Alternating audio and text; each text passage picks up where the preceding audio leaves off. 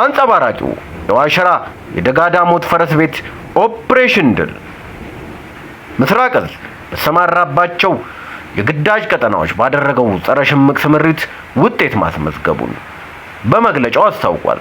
በኦፕሬሽኑ ፈረስ ቤት፣ ዋሸራ፣ ጫቱ አርካ፣ ሐሙስ ገበያ፣ ሰከላና ሌሎች ቀጠናዎች የነበረው ጽንፈኛ ተደምስሷል ብሏል።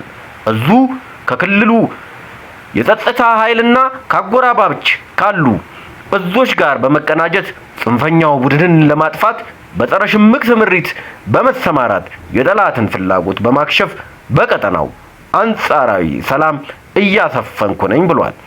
ሰራዊታችን ሰሞኑን ከገነት አቦና ከቋሪት በመነሳት ከፍታ መሬቶችን በመያዝ ወደ ፈረስ ቤት አቅጣጫ በመሰማራት ፈረስ ቤት ያለን ጽንፈኛ አሳዶ የመደምሰስ ግዳጅን በመወጣት ታሪክ እየሰራ ይገኛል። ከአዴት መነሻውን ያደረገው የሰራዊታችን አሃድ በገራገራ በዋሽራ በደብረ ዋይፋት ቆሎ መሸጫ እስከ ዛማ ወንዝ ያለውን የሰላም ጸር እያጸዳ እንድሪያስ መገንጠያ በአንድ አቅጣጫ የገባው ኃይላችንም ጽንፈኛውን በገባበት ገብቶ እየቀጠቀጠው ይገኛል። ይህም ኃይል ብራዳማ ላይ ሌላ የሰረ ሽምቅ አስተላለፍ በመከተል እስከ ሐሙስ ገበያ በየሸጡ የተሰገሰገውን ጠላት እየመታ ልጅ ንጉስ እና ጫቱ አርካ ዘልቆ በመግባት ከፈረስ ቤት ከተማ ሲመታ ፈርሶ የሚሸሸውን እያሳደደ በማጽዳት ጀግንነቱን ቀጥሎበታል። አረፋና ፍልቅልቂት እንዲሁም ደብተራና ሌሎች ቀጠናዎችንም እየታሰሱ ጽንፈኛው እየታደነ ይገኛል።